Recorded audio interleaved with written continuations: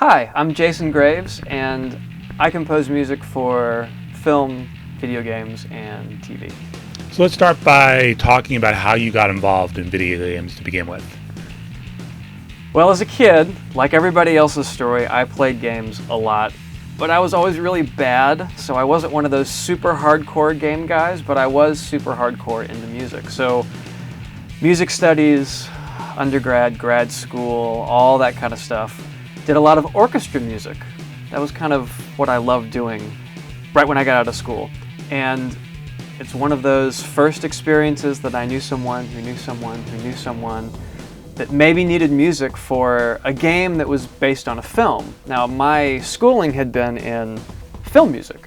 I thought, well, I could do the film music, but maybe I could do the game music as well. So I sent them some tracks and they liked them, and I ended up scoring their game, which was maybe 40 minutes of music. That was for a game called King Arthur, which was based on the film. Lots of freedom compared to what I was used to earlier in film and advertising. So I really chased after games after that. That was maybe 2000 or 2001 when the game came out. Ever since then, it's been more about going after as much work as I can in games, but also enjoying doing other stuff like commercials or trailers, independent films, TV show licensing, things like that. Now, you've been living here in the Raleigh area since almost since '87. Talk a little about why you chose to come back here from LA. So I've been in Raleigh, North Carolina since high school, essentially. And I even got my undergraduate degree in the mountains, which was kind of how I fell in love with North Carolina in the first place. The diversity of the topography between the beach and the mountains. Raleigh's right in the middle, so we're equidistant. My parents are here, my sister's family's here, my wife's family's here. So school was LA for a couple of years for graduate school and trying to get a business going and get momentum as a composer.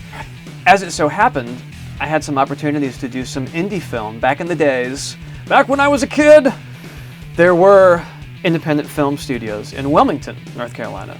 So I had a chance to either keep trying to fight my way from the bottom in LA or maybe come back home, where honestly I loved living back home anyway, and work on some independent films. So that was what I decided to do. I kind of cut and run, essentially. Started from scratch again, back here in North Carolina.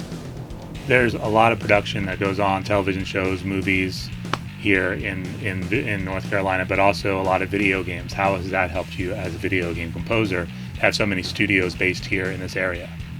You know, the interesting thing about video games, the thing that I like the most about video games is it's a world showcase for contractors.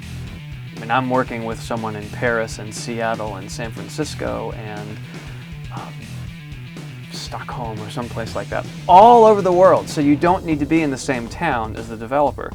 Ironically, I haven't worked with any game companies here in town. Actually, that's not true. There are two local game companies that I've been working with for the last 3 or 4 months. They're smaller studios, and it's more of a what can we do together to make something special kind of thing than a working for Red Storm Entertainment or Epic Games, the bigger game companies. I haven't done any work with the bigger game companies in town. How have you seen, just from the perspective of being here, the game industry grow around your hometown area?